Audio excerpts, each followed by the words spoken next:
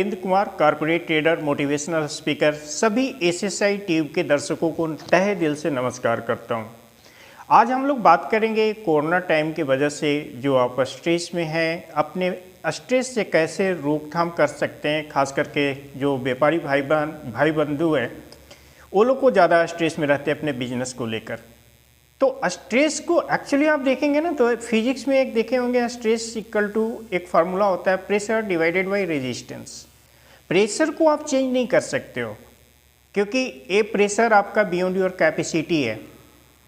आप अपने रेजिस्टेंस को बढ़ा के स्ट्रेस को आप कम कर सकते हो। अब ये रेजिस्टेंस को कैसे बढ़ाएं? तो रेजिस्टेंस को बढ़ाने के लिए अपने बॉडी को, अपने माइंड को फिट रखना होगा। और बॉडी और माइंड को फिट रखने के लिए क्या करें? तो इसके लिए थोड़ा सा अपने लाइफ स्टाइल में, रोजगार की ज़िंदगी में थोड़ा सा कुछ ब्रीदिंग एक्सरसाइज करने का, मेडिटेशन करने का, को फिट रखने के लिए रोज़मर्रा की ज़िंदगी में ब्रीदिंग एक्सरसाइज का शामिल करना होगा। उसमें आप अनुलोम विलोम कर सकते हो, जिसको आप नाड़ी शोधन प्राणायाम भी आप बोलते हो, वो तो आप इससे अवेयर हो। कपालभाति करने के लिए आपको सबसे पहले आप किसी भी पोजीशन में कर सकते हो, चेयर पे बैठ के भी कर सकते हो, ज़मीन पे बैठ के भी कर सकते हो। लेकिन यदि आप वज्रासन, सुखासन में भी कर सकते हो कपालभाति, लेकिन यदि आप वज्रासन में करते हो तो आपको ज़्यादा बेनिफिट होगा। तो कपालभाति करने के लिए सबसे पहले तो आपको अपने पोजीशन वज्रासन में करना है। वज्रासन इस टाइप से बैठ जाना है।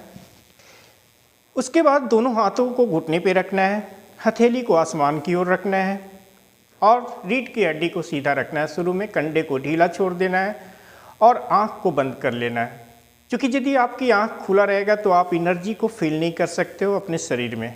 अपनी आँख को बंद कर लेना है। दोनों हाथ को पोजीशन कंधों के समानांतर दोनों हाथ को कर लेना है, कोहनियाँ शरीर से लगती हुई और ढीली मुट्ठी बंद। उसके बाद जब शरीर हाथ को ऊपर ले जाएंगे तो ऑटोमेटिक आपके लंग्स में एयर चला जाएगा, और जब हाथ को नीचे लाएंगे तो फोर्सफुली लाएंगे, जैसे को छत के पकड़ के ला रहे हैं। ये 20 टाइम्स करना है। कैसे करेंगे इसको एक बार देख लो।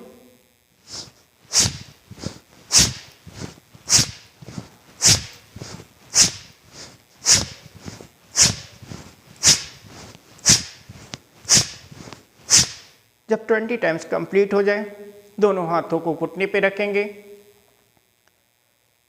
हथेली आसमान की ओर खुली हुई। शरीर में ऊर्जा की जो संचार हो रही है उसको अनुभव करेंगे, आँख को बंद ही रखते हुए। जो भी संचार हो रही है शरीर में ऊर्जा को सर से पांव तक, उसको अनुभव करेंगे, आंख बंद रहेगी। थोड़ा देर इस पोजीशन में ऊर्जा के संचार को अनुभव करने के बाद में फिर सेकेंड राउंड के लिए तैयार हो जाएंगे। सेम प्रोसेस, ढीली मुट्ठी बंद, हाथ कंधों के समानांतर, कोहनियाँ शरीर से लगी हुई, और 20 टाइम्स अगेन करना है। 20 टाइम्स के बाद रिलैक्स करेंगे थोड़ा देर। उसके बाद थर्ड राउंड 20 का 3 राउंड करेंगे। जब 3 राउंड कंप्लीट हो जाए तो आराम से फिर बैठ जाएंगे। अगर लेटने का मन हो तो आप लेट भी सकते हैं। बैठ जाएंगे, 2-4 मिनट मेडिटेशन करेंगे। उसके बाद फिर अपना जो भी रूटीन वर्क है करेंगे। तो मेडिटेशन कुछ नहीं करना है, मेडिटेशन में आराम से बैठ जाना है। जिस पोजीशन में आप कंफर्टेबल फील करो उस पोजीशन में बैठ जाना है। दोनों हाथों को घुटने पे रखना है, हथेली को आसमान की ओर शुरू में रखना है। क्यों? क्योंकि कॉस्मिक एनर्जी एंटीना का काम करता है। कॉस्मिक एनर्जी आपकी बॉडी में हाथों के द्वारा ही अंदर आती है। तो शुरू में हथेली को आसमान की ओर खुली रखेंगे। रीढ़ की हड्डी को शुरू में सीधा रखेंगे। अगर रीढ़ की हड्डी बाद में इधर उधर हो जाए कोई फर्क नहीं पड़ता, लेकिन शुरू में कोशिश करेंगे रीढ़ की हड्डी सीधी, और आँखों को बंद करेंगे, क्योंकि मेडिटेशन में आँख को बंद करना बहुत ही ज़रूरी है। आँखों को बंद करेंगे। उसके बाद अपने माइंड को ऑब्जर्व करेंगे, एक अच्छे दर्शक जैसा, एक अच्छे ऑडियंस जैसा। जैसे फिल्म देखते हो, सीरियल देखते हो, उस तरह से मन में जो भी विचार आए उसको एक अच्छे दर्शक जैसा ऑब्जर्व करना है। ऐसा नहीं करना है कि अच्छे विचार आ रहे हैं तो उसके साथ लगाव महसूस करेंगे, अगर माइंड में बुरे विचार आ रहे हैं तो उसको हटाने का कोशिश करेंगे। ऐसा नहीं करना है।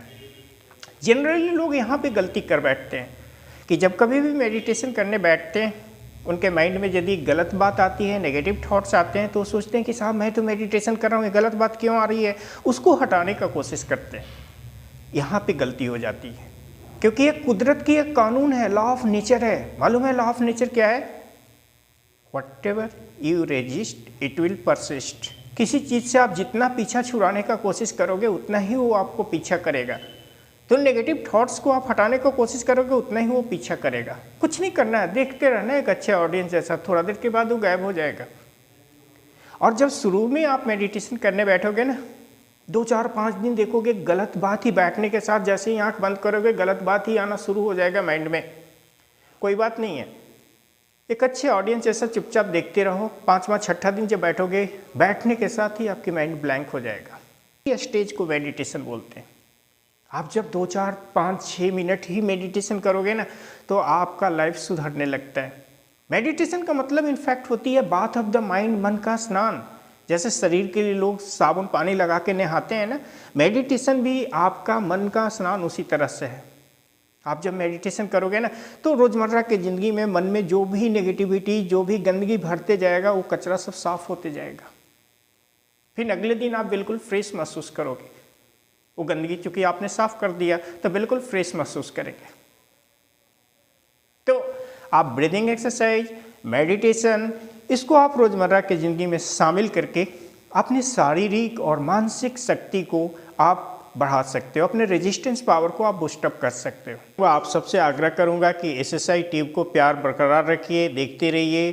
फिर अगला बार फिर हम आपके सामने हाजिर होंगे। तब तक के लिए अलविदा, खुदा हाफिज, गुड बाय।